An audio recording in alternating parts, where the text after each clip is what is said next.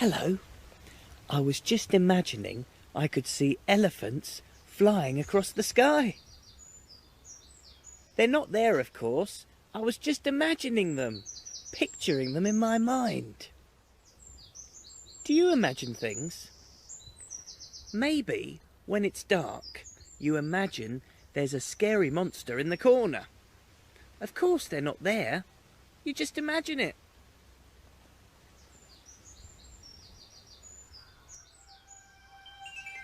Listen. It's the house. There must be a story to tell.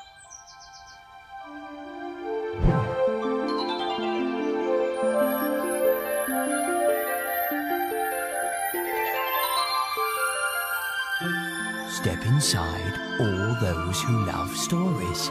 Look and listen. We've tales to tell of fun, excitement, magic, adventure, tears, fears and laughter. Surprises as well. Step inside.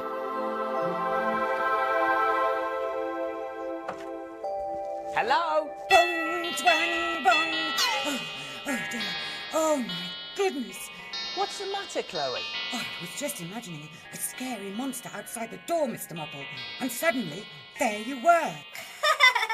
Chloe thought you were a scary monster. I'm sorry, Chloe. I didn't mean to frighten you. We were all trying to imagine something outside the door, Mr. Mopple. That's how it happened. Because we saw you in the garden, Imagining, dear. Imagining. And it reminded Boris of a story. Oh, that's good, Boris. Have you found it? Oh no, not quite. Oh yes, here it is. Stand back, Mr. Mopple.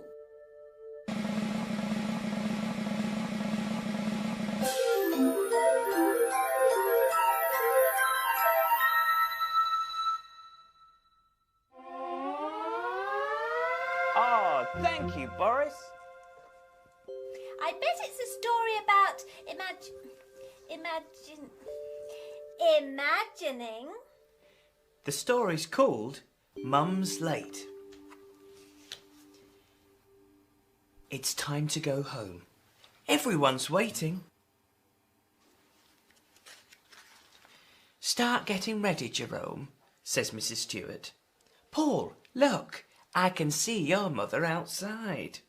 My mother's always first, says Paul proudly, as Mrs. Stewart lets him out of the door. What's happened to your mother, Jerome? Asks Mrs. Stewart. She's not here, says Jerome. I expect she's on her way, says Mrs. Stewart. Which one's Jerome? That's him. Oh. There's your brother with his mountain bike, Emily. Put your helmet on and remember to hold on tight, says Mrs. Stewart. Is your mother here yet, Jerome? No, says Jerome. She's taking her time then, says Mrs. Stewart. Look, there's Jerome, and he's imagining that his mum and baby sister are in a cafe somewhere eating huge ice creams. They're not really doing that, are they? No, he's just imagining it. Oh. Look, Sammy, isn't that your father waiting? Goodness me, your shoelaces are undone and he's in a hurry, says Mrs. Stewart.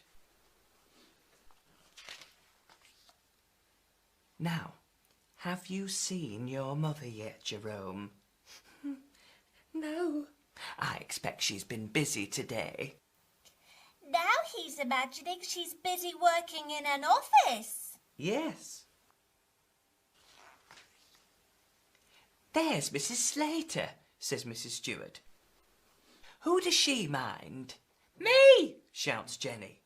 and me. Calls Sean. Hello, Mrs. Slater. Jenny drew a lovely picture today. It's for her mother. Can you see that she gets it? What do you think has happened to your mother, Jerome? I don't know.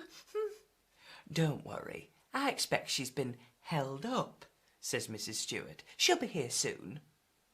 Now Jerome is imagining his mum is being held up by robbers. They're stealing her shopping and her baby's pushchair. But it isn't really happening. No, he's just imagining. There's nobody left, says Jerome. Go and sit in the book corner, says Mrs. Stewart. Choose a book and have a quiet read while you wait. She's forgotten me, says Jerome, and gone away forever. Now he's imagining that she's in a boat sailing far away. Mothers don't forget their children, says Mrs. Stewart. She'll be here soon, you'll see. Perhaps she's been squashed by an elephant, thinks Jerome. Look, the baby's holding up the elephant. Or perhaps she doesn't want me anymore and she's gone to choose a new little boy. Now he's imagining a shelf full of little boys in the supermarket. Look, Jerome, who is that coming through the gate? It's my mum! My mum! And there he is, going home with his mum and his baby sister. He'd imagined all those things, and none of them were true. His mum was only 5 minutes late, but he got ever so worried, didn't he? Oh, when someone's late, you always wonder what's happened to them. And you imagine all sorts of things. Time to go. Time to go. Thank you for reading the story, Mr. Mopple. Oh, that's okay. I'm glad you enjoyed it, Twinkle. Bye, everyone. Goodbye. Goodbye.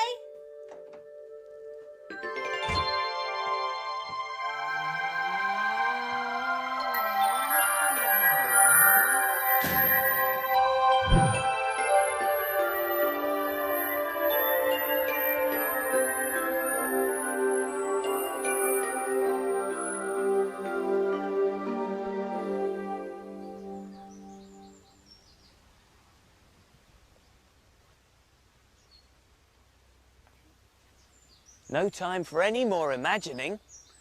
I must get on with my work. I'll see you next time. Goodbye.